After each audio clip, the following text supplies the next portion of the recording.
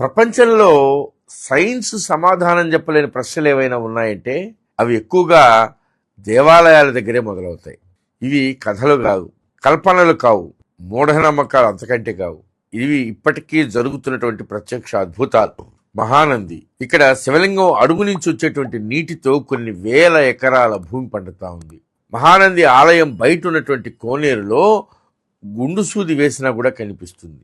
ఎంత చలికాలమైనా సరే అక్కడ నీళ్లు గోరువెచ్చగానే ఉంటాయి. ఇది ఎలా సాధ్యం? దీనికి సైన్స్ దగ్గర సమాధానం ఉందా? లేదు.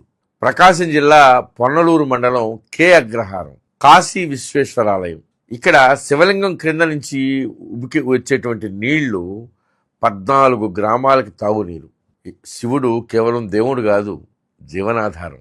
ఆదిలాబాద్ జిల్లాలో శ్రీ బుగ్గ రామేశ్వరాలయం. శివలింగం నుంచి వచ్చేటువంటి నీరు ప్రవహిస్తుంది. శివలింగం నుంచి బుగ్గ అంటే ఊట వస్తుంది. శివలింగం నుంచి ఇక్కడ శివుడు నీటి బుగ్గగా ఊటగా మారాడు.